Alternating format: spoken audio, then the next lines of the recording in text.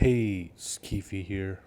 My first bike was supposed to be a Ducati A48. I was 19 with a superiority complex and a liking to all things expensive and European. Whenever people look at what bike to get first, like on Reddit or something, I always see the usual answers like get a 600, get a 600cc or a 1000cc. Will be fine. Just don't use the sport mode until you have experience.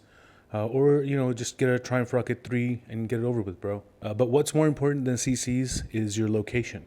Regardless of what you want or what you can handle, you can't just go out and buy a Hayabusa. Well, in some places you can, like in America. Speaking from my experience in California, if you just got your motorcycle license, you can go get a Spaceship as your first bike. I wanted to get a Ducati A48, and maybe I could have, but knowing what I know now after 12 years of riding, I'm I'm happy that didn't happen. In California, if you're 21 or over with the M1 license, you're allowed to get any bike you want as your first bike. But if you're under 21, you have to complete a CMSP course before receiving an instruction permit. Then you need to get the M1 license, which lets you drive pretty much any motorcycle. The CMSP course, though, I took it back when it used to be called the MSF course, and I highly recommend it for everyone. In most countries, in some parts of America too, you can just ride like a friend's motorcycle or something, regardless of CC, and nobody really cares. Like small towns or rural areas, just like in most parts of India, they do crack down on people driving without licenses, but it's unenforceable for the most part. In most of Asia too, a kid learning to ride a motorcycle is just part of growing up. It's just transportation, and it's a necessity. You wouldn't see it at first glance, but you can get any motorcycle you want as your first bike in India too. Although most people don't, and you rarely see them. Usually you'll see them on like Saturday or Sunday mornings. But yeah, nothing's stopping you here either, except the license. Just like in California, there are separate categories, but only two categories in India, with gears and without. If you're 16 and have parental consent, you can get basically a scooter limited to 50 cc's.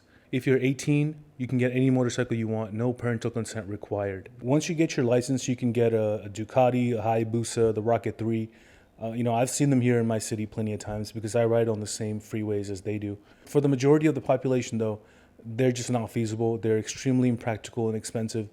I know people who can afford them and have these kind of bikes, and they barely ride. They keep them for like a year and sell them because they're worried about depreciation. But I also know some people who actually use their bikes. And personally, if I was looking to get a used bike or something, more miles usually means it's been maintained well, it's actually been driven. If the owner, if it was owned by the right person. I think these very minimal rules I mentioned so far might be frustrating to the Europeans watching this because, unlike California and India, the UK has some of the most strict motorcycle licensing rules. As you can see here, it's like an endless list of tiers. So the minimum age to even try to do something on two wheels is 16. Just looking at this list is giving me anxiety because if I was a kid living there dreaming about, motorcycles, this would be like a huge thing. Like, oh my God, I have to all this stuff to do. I'm never getting a motorcycle. There's no way. And I'd just probably give up. When you're 16, all you can apply for is the AM license. That's mopeds, three wheelers, quadricycles. Now, from here on out, it's the dreaded triple A's. From 17 to 19, you can get the A1 license, for which you need to take the compulsory basic training course and pass the theory and practical tests. All this lets you ride a bike up to 125cc. You can upgrade to the next tier, which is A2, after holding the A1 for a minimum of 2 years. If you're 19 to 24, this is the best option. And apparently the training and the tests must be taken on a motorcycle that's a minimum of 395 cc's. This usually means up to 500 cc's because most schools restrict anything higher. The minimum cc thing is a brilliant idea. Making people practice with heavy bikes is something we all should be doing. After you've held the A1 for a minimum of 2 years again, then finally you can get the A license. For this one, the test and training must be taken on a motorcycle that's minimum 595 cc's. The God tier United Kingdom motorcycle license. License to kill? No thanks, bro. I want the A license. What I also want to do at least once in my lifetime is to ride a motorcycle on the Isle of Man. Not race in that race, just ride around the island. And for that, I think my American M1 or the UK's A license is valid up to 1 year. But if I was from there and I was 16, looking to get into bikes, I can only get the A1 license for motorcycles up to 125cc. At 17, I can get the A license, which is fully unrestricted. Both of these require the CBT course as well, just like in the UK.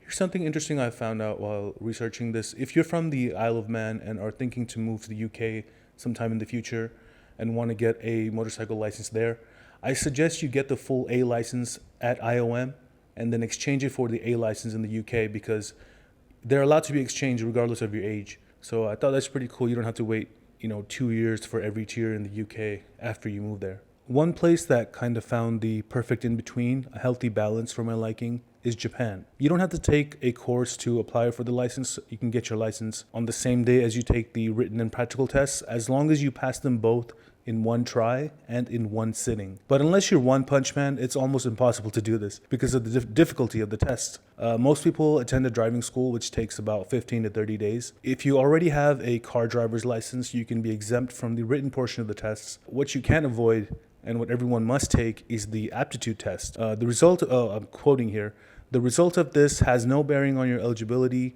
It is merely to let you know your personality and traits and point out habits of which you may need to be aware when driving. End quote. At first glance, this might seem too personal for a driver's license, but I mean, people willingly send their DNA through the mail now, so I guess this isn't that far-fetched. There are 2 courses in their driving schools, the medium bike course, less than 399cc, and the big bike course, 400cc and above. In order to qualify for the big bike course, though, you must already hold the medium bike license. Both of these will cost you around $3,000. The passing rate for these classes is about 80% for medium bikes and 90% for big bikes. The passing rate, if you go to the test center directly to get the license in one day, less than 10%. There's emphasis on practicing with heavy motorcycles in both courses, which I like, and the instructors in these courses are mostly retired police officers, and they're pretty strict in their training, so it makes sense they know what they're doing. These are just a few places with varying licensing rules for motorcycles, which ultimately determine what your first bike will be. And I chose these countries simply because I have friends living in these places. But no matter where you are or how you got into motorcycles, I hope you get that first bike, and I hope you eventually get that Ducati, that Harley Fat Boy, and that Hayabusa Turbo Busa. Here's to all your riding dreams coming true. Thanks for watching.